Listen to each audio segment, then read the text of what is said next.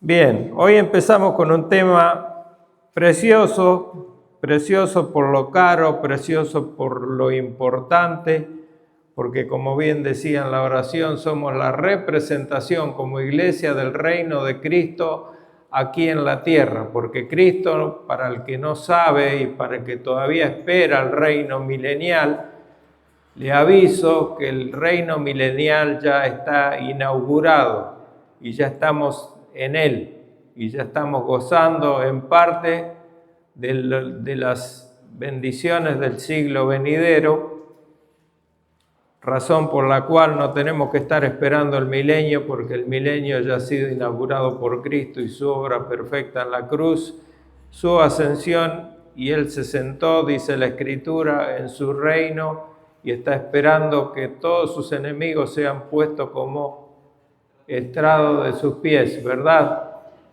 Y dentro de esos enemigos, ¿quiénes están? Dentro de esos enemigos están los que todavía no han sido llamados a salvación, porque todo hombre que es inconverso, que no ha recibido la salvación por la fe, aún es enemigo de Dios, y Dios es también su formidable enemigo. Así que dentro de esos enemigos nos contábamos nosotros también en algún tiempo. Hoy ya no, gracias a su obra preciosa. Bueno, en este capítulo 26 de la Confesión de 1689, la Confesión Bautista de Londres, vamos a ver, yo les pasé por el grupo de la iglesia un papelito que son 2 hojas, que es el bosquejo de lo que vamos a ver, que es largo. Esta confesión difiere, es el capítulo que más difiere de la confesión de fe de Westminster, de la cual desciende o se deriva la confesión de fe de Londres. Y en esa diferencia vemos que la confesión de fe de Westminster, cuyo capítulo de la iglesia es el capítulo 25, en la nuestra es el capítulo 26, es una de las diferencias. La otra es que la confesión de Westminster tiene 6 capítulos. Esta confesión de fe nuestra tiene 15, o sea, casi el triple de la cantidad de párrafos, no capítulos, párrafos, que la de Westminster, por lo cual es bastante extensa, siendo la de Westminster, siendo la madre, se podía decir, junto con la de Saboya, de esta declaración o confesión de fe. La doctrina de la Iglesia separa, por un lado, los puritanos, bautistas puritanos, de los bautistas presbiterianos. Las ideas que se hallan en este capítulo no son, pues, exclusivamente de los bautistas particulares, que seríamos nosotros. Nosotros somos llamados bautistas particulares por el tema de la redención, de la expiación limitada o redención particular. Por eso tomamos el nombre de bautistas particulares. Sino de ideas propugnadas por tales puritanos congregacionalistas como Thomas Goodwin, John Owen, John Cotton y Jonathan Edwards. Ellos eran congregacionalistas, bautistas, pero congregacionalistas. Este capítulo está dividido entonces en 2 secciones, el capítulo 26 de nuestra declaración de fe. Una abarca, la primera división va desde el párrafo 1, al párrafo 4. Y la segunda parte va desde el párrafo 5 hasta el párrafo 15. Esas son las 2 divisiones. Así que ahora les voy a leer el bosquejo de lo que vamos a ver. Del párrafo 1 al 4 hablamos de la Iglesia universal. Y lo subdividimos en 3 puntos. En su identidad como invisible y como visible. El segundo punto, su perpetuidad, su aparente improbabilidad, y segundo, su certeza real. Y como tercer punto, su autoridad, o sea, su identidad, su perpetuidad y su autoridad. Dentro de su autoridad tenemos dos divisiones, que es la verdadera cabeza de la iglesia, que es Cristo. Y esta aclaración es muy importante porque hoy en el mundo, cuando escuchamos hablar de cristiandad, la primera referencia es a la Iglesia Católica de Roma, la Iglesia apóstata, que tiene alguien que se autoproclama cabeza de la iglesia, cuando la única cabeza de la iglesia, según la palabra de Dios, ¿quién es? Nuestro Señor Jesucristo. Amén. Y como segundo punto de su autoridad, la falsa cabeza de la iglesia, o sea, el anticristo. De hecho, nuestra declaración de fe, como la declaración de fe de Westminster, declara al Papa de Roma como el anticristo abiertamente, ¿no? Pero eso lo vamos a ver a su debido tiempo. Nosotros por ahí no propugnamos esa idea ni la manifestamos muy abiertamente por una cuestión de no entrar en polémicas innecesarias o de rivalidades innecesarias dentro del cuerpo de Cristo, porque dentro de la Iglesia Católica de Roma hay muchos que aún no han sido llamados a salvación y son realmente creyentes, pero no han sido confirmados en la fe todavía, porque no han sido llamados por nuestro Señor Jesucristo, y de a poco, al tiempo del Señor, serán llamados a la salvación. Como muchos de nosotros hemos sido sacados de esa oscuridad espantosa que es la Iglesia Católica de Roma, y hemos venido a la luz admirable, como dice la palabra de Dios. Entonces, en este capítulo, que está dividido en esas dos partes, del 1 al 4 y del 5 al 15, tratamos con la iglesia local. La iglesia local. En la exposición de este capítulo vamos a seguir generalmente el bosquejo que les dije recién, aunque es mucho más amplio, pero no voy a leer esas dos hojas porque no tiene sentido. Hoy vamos a ver nada más que el párrafo 1 de esta declaración, porque es extenso en su comentario. Voy a leer el párrafo 1, lo que dice: la Iglesia Católica, no la romana, o sea, la Iglesia universal, que es lo que significa el término católico, que con respecto a la obra interna del Espíritu y la verdad de la gracia puede llamarse invisible, se compone del número completo de los electos que han sido, son o serán reunidos en uno bajo Cristo, su cabeza, y es la esposa, el cuerpo y la plenitud de aquel que lo llena todo en todos, como dice la palabra de Dios.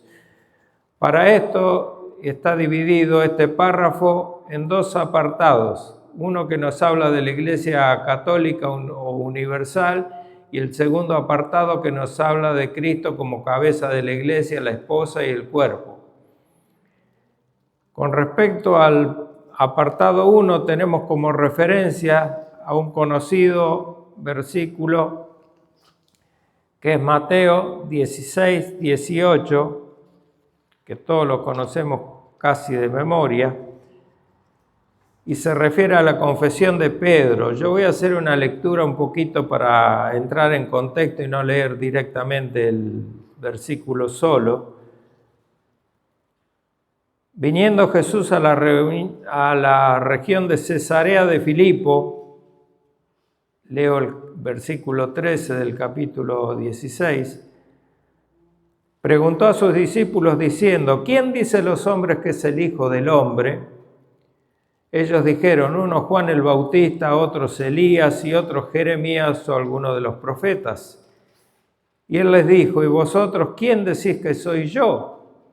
Respondiendo Simón Pedro, como siempre apresurado, dijo: tú eres el Cristo, el Hijo del Dios viviente.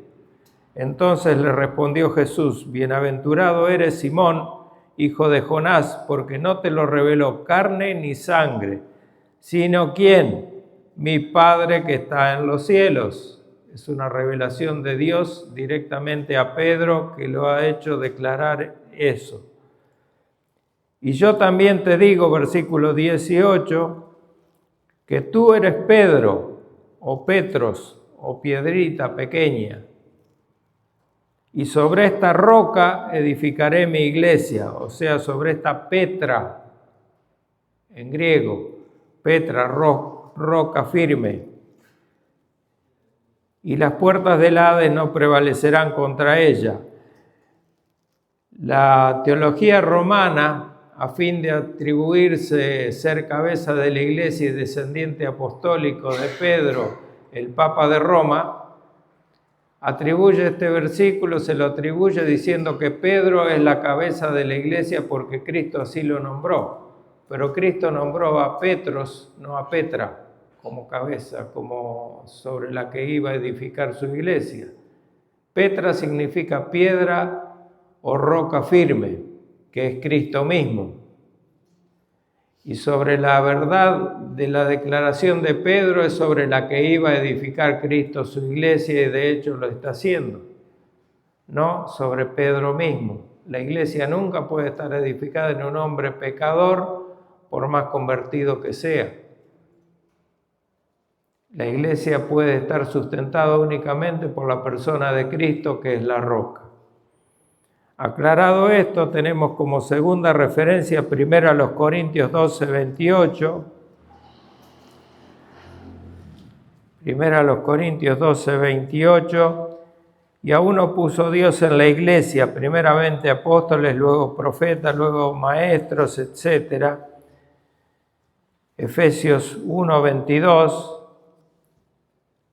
A ver si podemos buscarlo. Efesios 1, 22.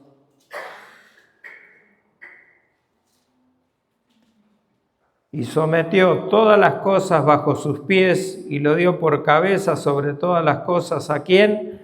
A la iglesia. A la iglesia. Luego tenemos Efesios 4, 11 al 15.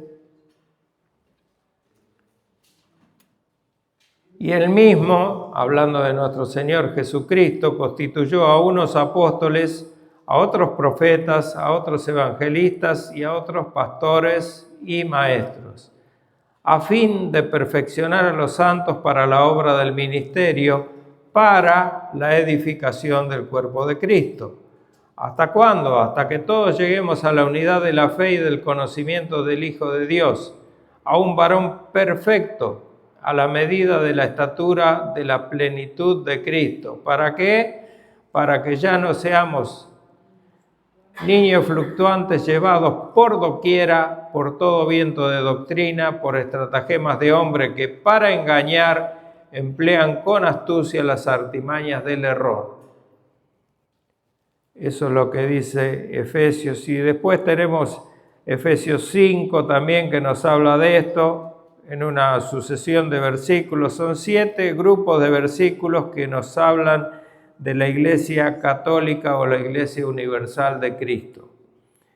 Y luego, como referencia segunda, o sea, como Cristo, cabeza de la Iglesia, tenemos, por ejemplo, Efesios, ya que estamos en Efesios 1, 22, que dice: y sometió todas las cosas bajo sus pies, hablando de nuestro Señor, y lo dio por cabeza sobre todas las cosas. ¿A quién? A la iglesia, a nosotros, que somos la iglesia. Y luego tenemos Efesios 4, 11 al 15 que leímos, luego Efesios 5, 23 al 25, ese lo puedo leer porque estamos cerca, y 5,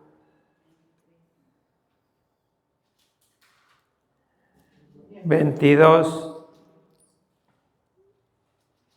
5, 23 al 25, hablando de someterse los unos a los otros y haciendo una analogía con el matrimonio, dice: porque el marido es cabeza de la mujer, así como Cristo es cabeza de la iglesia, la cual es su cuerpo, y él es ¿quién?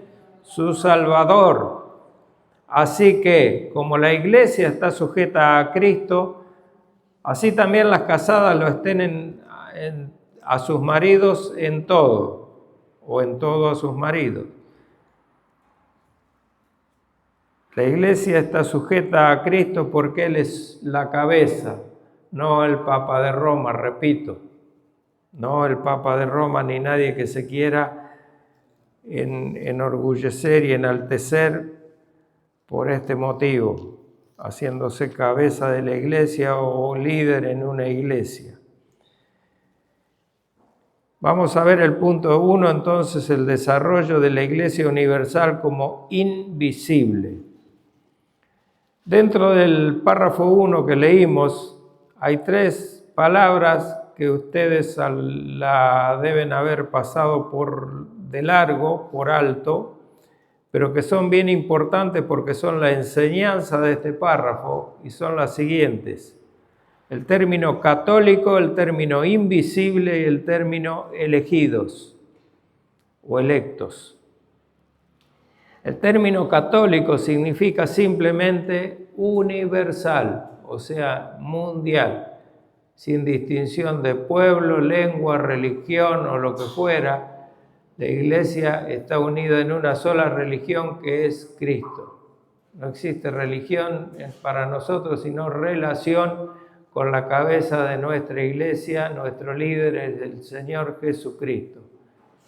Por eso yo siempre distingo, aunque dicen que es una tontera, muchas veces me han dicho, pero lo nuestro no es una relación de religión. Si bien religión lo utilizamos para que el mundo entienda a qué nos referimos al ámbito espiritual, lo nuestro no es una religión, no somos de la religión evangélica ni católica romana.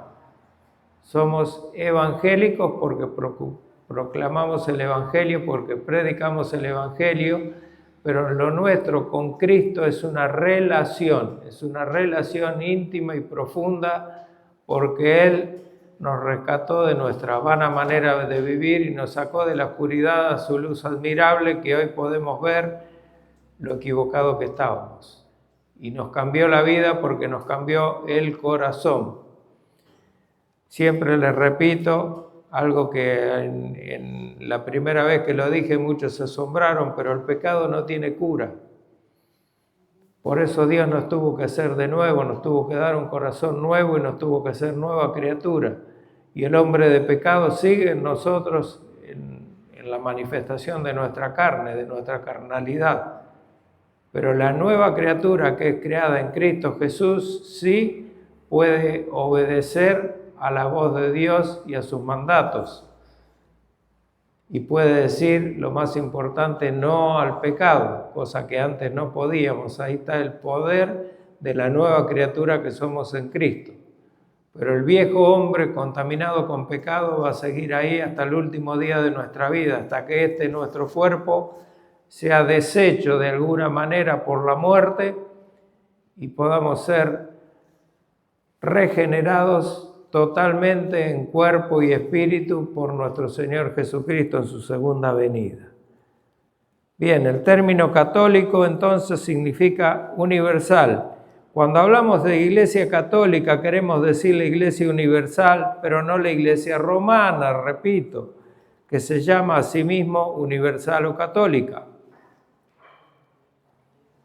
El término invisible, por otro lado, el segundo término que tenemos que prestarle atención, puede ser muy fácilmente mal entendido. Y notemos que tan especialmente y cuidadosamente es matizado por la confesión, que dice que puede llamarse invisible. La Iglesia Universal puede llamarse invisible. Ahora vamos a ver las razones por qué. El término elegidos, por último, es la tercera palabra clave.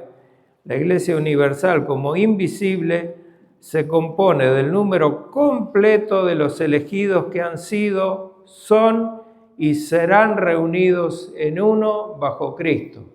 No todos los elegidos son aún llamados o ya llamados, sino que a su tiempo Dios los llamará a salvación.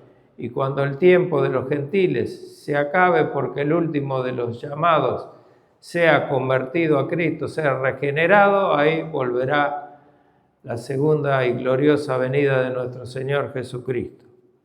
Este párrafo, por medio de estas palabras claves que nombré, las tres, católico, invisible y elegidos, enseña al menos tres cosas. En primer lugar, que existe una iglesia universal. Existe una iglesia universal que es la iglesia de Cristo en todas partes del mundo. En segundo lugar, la iglesia universal se compone de todos los elegidos.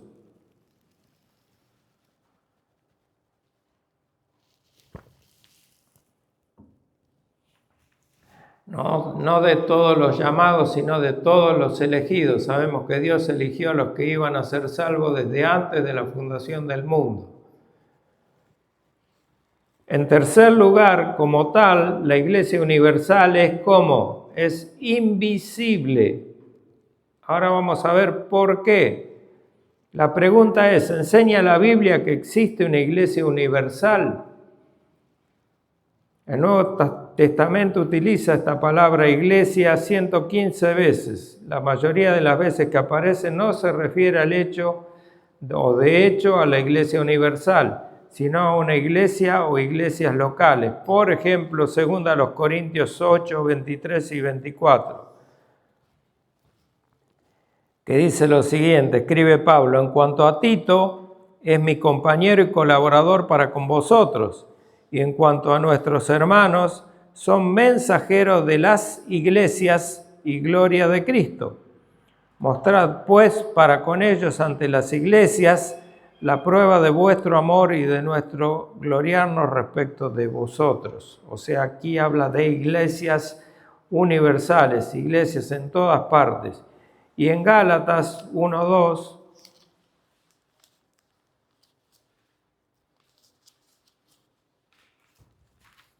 dice, y todos los hermanos que están conmigo a las iglesias de Galacia. A las iglesias de Galacia. El Nuevo Testamento habla realmente de una iglesia universal. Como leímos en Mateo 16, 18, Cristo estaba hablando de que edificaré mi iglesia y no ahí en Capernaum, no en la iglesia de Jerusalén, sino la iglesia en todo el mundo, una iglesia universal, como podemos leer en 1 Corintios 12, 28. Aún nos puso Dios en la iglesia, ya lo leí, pero lo vuelvo a repetir, primeramente apóstoles, luego profetas, los terceros maestros, etcétera, etcétera. No sigo más porque si no tengo que explicar acerca de los dones y nos vamos a desviar. Ya vamos a tener la clase de los dones en particular, hablando de eso y nada más. Entonces, tales pasajes como los que leímos y muchos más, esta serie de 7 grupos de versículos que les decía hoy, refutan el landmarquismo y su negación de una iglesia universal. Y ustedes se van a quedar mirándome porque les nombré el landmarquismo. Entonces vamos a ver qué es el landmarquismo o el término landmarquismo, de dónde proviene. Proviene de Proverbios 22, 28, de una mala interpretación, aclaro, de Proverbios 22, 28. De una alegorización de lo que dice la palabra de Dios, una espiritualización de lo que dice la palabra de Dios, que dice Proverbios, no muevas o no traspases el lindero antiguo que pusieron tus padres. Lindero, límite, línea divisoria, límite es lo que significa landmark en inglés. Landmark o marca en la tierra. También se apoyan para sostener su equivocada interpretación bíblica de Levítico 25, 23 al 34, que habla de vender la tierra heredada, de rescatar la tierra que era herencia, etcétera, etcétera. Ustedes lo pueden leer, anótenlo y lo leen después en su casa. Levítico 25, versículos 23 al 34. Es largo y nos podemos ir en las explicaciones muy lejos. Esto lo hacen como apoyo para su doctrina. Al igual que los israelitas, no deberían traspasar el lindero antiguo, ni vender, descuidar o regalar su propiedad. Los bautistas hoy no deben quitar los postes teológicos, dicen ellos, que separan la iglesia del mundo. Ellos sostienen que su doctrina, yo vengo de una iglesia landmarquista o separatista. Una iglesia, por ejemplo, separatista, que son bautistas, ¿no? Bautistas, landmarquistas, bautistas separatistas o exclusivistas, es, por ejemplo, la que está en la calle Francisco de Aguirre, la iglesia Betel. Ellos son bautistas, pero son exclusivistas, son separatistas. Ellos creen que su doctrina es la única válida y la única que viene desde Jesucristo hasta nuestros días. Pero bueno, ahora vamos a ver los problemas que eso trae.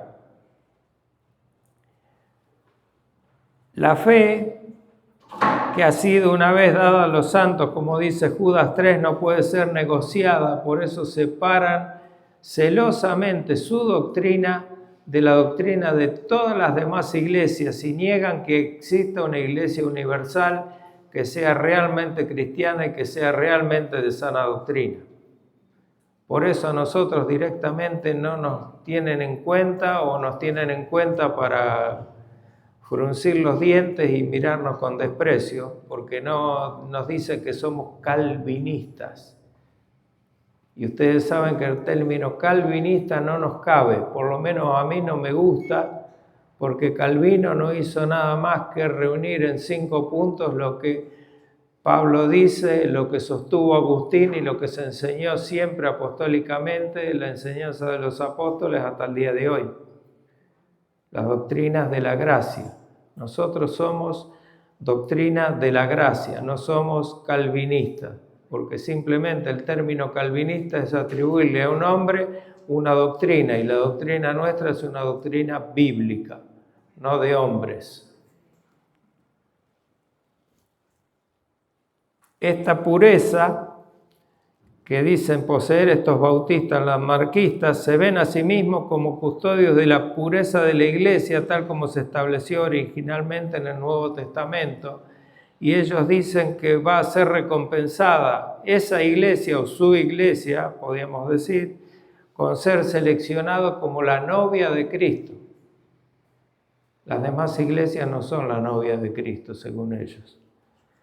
El objetivo original que persiguieron estos bautistas landmarquistas era frenar la marea del liberalismo, que hoy en día nosotros también la estamos confrontando. La iglesia está entrando en un proceso de considerar el liberalismo como una posibilidad dentro de la teología, y eso es una barbaridad porque el liberalismo se va mucho más allá de muchos conceptos fundamentales de la palabra de Dios y lo que nosotros interpretamos como sana doctrina, porque es lo que interpretamos a la luz de la palabra de Dios y no de conceptos nuestros. Entonces ellos quisieron frenar esta marea del liberalismo que crecía en esos tiempos, pero el problema es que el landmarquismo o este pensamiento, como toda tendencia extremista que surge de la mente del hombre, los lleva de un lado al otro, de un extremo al otro, y el otro extremo es diferente y aún más atroz en cuanto al error que cometen. ¿Por qué? Porque la mala interpretación de las Escrituras hace que ellos tomen alegóricamente ciertos pasajes como el que leímos de Proverbios y hagan de esos linderos una cuestión que tenga que ver con la doctrina exclusivamente, y se atribuyen ellos la sana doctrina, la única sana doctrina Es como si dijéramos nosotros que la iglesia reformada es la única sana doctrina y las demás iglesias son apóstatas y no tienen la verdad. No podemos decir eso porque nuestra doctrina abroga y fortalece a las demás iglesias y las educa, las enseña la sana doctrina para que ellos sean convencidos por la palabra de Dios de dónde está la verdad. Pero nosotros no queremos imponer la verdad, sino que Dios haga la obra en cada uno y ellos se convenzan de lo que es la verdad bíblica. Hay algunos puntos que el lamarquismo, este movimiento, no reconoce. Por ejemplo, que el único bautismo que dice que leemos en Efesios 4:5 para ser más exactos, pero voy a leer desde el 3, en adelante. Dice: solícitos en guardar la unidad del Espíritu en el vínculo de la paz. Un cuerpo y un espíritu, como también fuisteis llamados en una misma esperanza de vuestra vocación. Y aquí está el versículo. Un Señor, una fe y un bautismo. Ellos no creen en esto. Ellos no creen en esto porque creen que el único bautismo es el bautismo que practican ellos. Pero ellos se refieren al bautismo en agua y aquí el versículo y Pablo no están hablando del bautismo en agua, sino el bautismo del Espíritu Santo que nos introduce dentro del cuerpo de Cristo, en la iglesia, al creer. Ese es el bautismo. Es un tema espiritual, no es un tema... Igual podemos leer 1 Corintios 12, 13, que dice: porque por un solo Espíritu, el Espíritu Santo, Espíritu con mayúscula, fuimos todos bautizados en un cuerpo, fuimos todos sumergidos en una misma doctrina, en un cuerpo que es el cuerpo de Cristo, sean judíos o griegos, sean esclavos o libres, y a todos, absolutamente a todos, se nos dio a beber de un mismo Espíritu. O sea, está hablando del bautismo del Espíritu Santo, o sea, el ser sumergidos en el cuerpo de Cristo por el Espíritu Santo que sella el proceso de la redención que ejecutó nuestro Señor Jesucristo. Segundo, la iglesia no comenzó con Juan el Bautista. Ellos creen que sí, que la iglesia comenzó con Juan el Bautista y que Juan el Bautista era llamado Juan el Bautista porque era bautista de denominación. Y bautista se le llamaba a Juan porque bautizaba, no por otra cosa.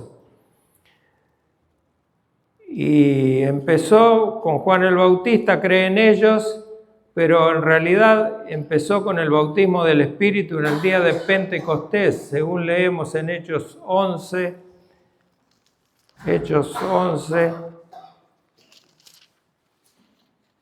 15 y 16. Y cuando comencé a hablar, dice Pedro, cayó el Espíritu Santo sobre ellos también, como sobre nosotros al principio. Entonces me acordé de lo dicho por el Señor cuando dijo: Juan ciertamente bautizó con agua, mas vosotros seréis bautizados ¿con qué? Con el Espíritu Santo. Es para todos, la salvación es para toda la iglesia compuesta por todos los escogidos, por todos los elegidos y en ese caso por todos los llamados. El bautismo de Juan no es suficiente para la iglesia del Nuevo Testamento. Eso es lo que sostenemos nosotros. Y ellos sostenían que el bautismo de Juan era suficiente para hacer iglesia. Hechos 18, 24 al 28. Vamos a leer. Hechos 18, 24 al 28. Llegó entonces a Éfeso un judío llamado Apolos, natural de Alejandría, varón elocuente, poderoso en las Escrituras.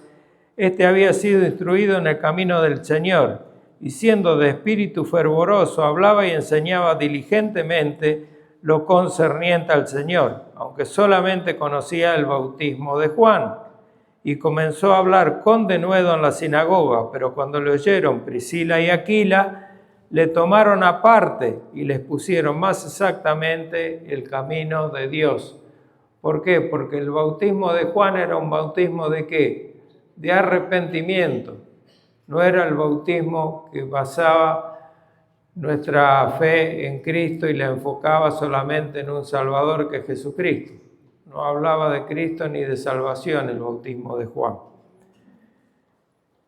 Entonces, el bautismo de Juan, por lo tanto, no es suficiente para la iglesia del Nuevo Testamento. En Hechos 19, del 1 al 7, podemos leer algo de esto. Aconteció que, entre tanto que Apolos estaba en Corinto, Pablo, después de recorrer las regiones superiores, vino a Éfeso, y hallando a ciertos discípulos le dije: ¿recibisteis el Espíritu Santo cuando creísteis? Y ellos le dijeron: ni siquiera hemos oído si hay Espíritu Santo. Esa es la primera señal que el bautismo de Juan no hablaba del tema del derramamiento del Espíritu Santo. Dijo Pablo, Juan bautizó con bautismo de arrepentimiento, diciendo al pueblo que creyesen en aquel que vendría después de él, esto es, en Jesús, el Cristo. Cuando oyeron esto, fueron bautizados en el nombre del Señor Jesús. Y bueno, les fue seguramente predicado el Evangelio y abierto los ojos en cuanto a quién era el Señor Jesús y cuál era su obra, como hacemos nosotros cuando proclamamos el Evangelio. Cuarto punto que no creen: la iglesia no es un solo cuerpo local, sino la entidad mundial compuesta por todos los creyentes con Cristo como su cabeza, según leemos en Efesios 1. Vamos a hablar Efesios 1, 21 y 22. Sobre todo principado y autoridad y poder y señorío y sobre todo nombre que se nombra no solo en este siglo, sino también en el venidero, y sometió todas las cosas bajo sus pies y lo dio por cabeza sobre todas las cosas. ¿A quién? A la iglesia, a nosotros. Vuelvo a repetir, esto ya lo leímos, pero es mejor repetirlo para no estar errando y para tener argumentos para derribar estas fortalezas que nos pone el landmarquismo.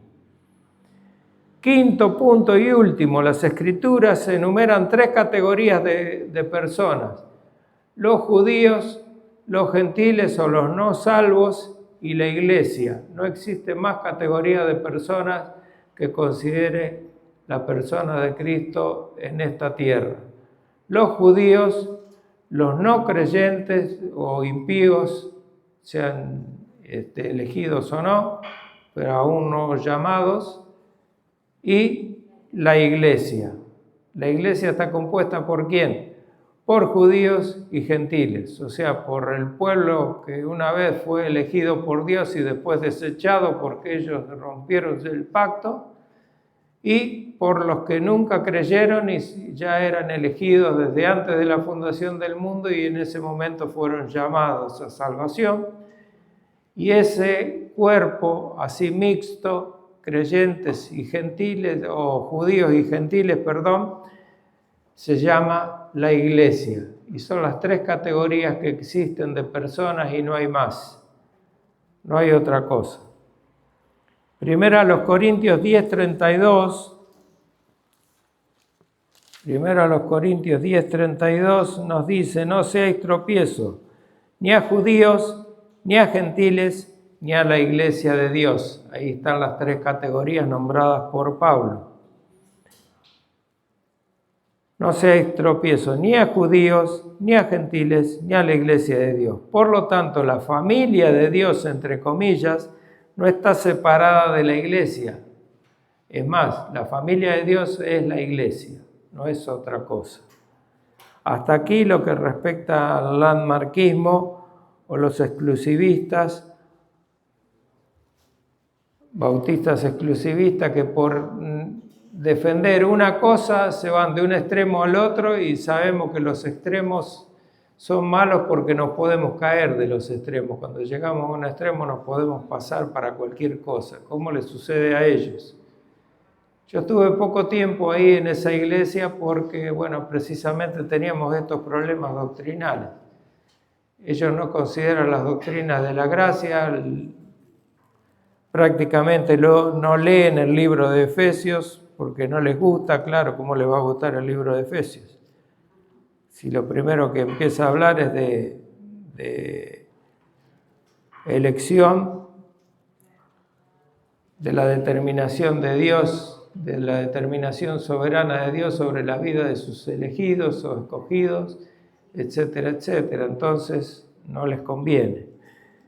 Ahora, otra pregunta. ¿Enseña la Biblia? Perdón, me voy a fijar la hora. Son 10 menos 10. Vamos a dejar aquí, hermanos, porque esto es extenso. Y la pregunta que les dejo para el domingo que viene es: ¿enseña la Biblia que esta Iglesia Universal se compone de todos los elegidos? Esa es la pregunta que vamos a responder el domingo que viene, porque si no vamos a retrasar el culto.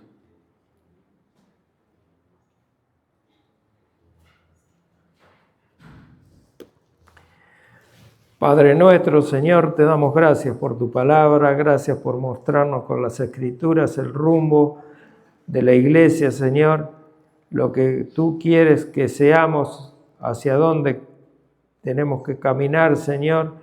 Gracias por despejarnos la mente y el corazón para poder interpretar correctamente las Escrituras y poder asentir que tú eres la única verdad, Señor. Ayúdanos a interpretar siempre correctamente las Escrituras dentro de un marco contextual y no sobre simples versículos que nos dejen librados a nuestro pobre entendimiento, Señor, y nos torzamos en la doctrina. Ayúdanos a ser precavidos, a ser responsables y a ser realmente obedientes a tu palabra. Pedimos tu bendición de este culto de principio a fin y te damos toda la gloria, la alabanza y la honra, Señor, a ti, porque solo tú la mereces, en el nombre de Cristo Jesús. Amén.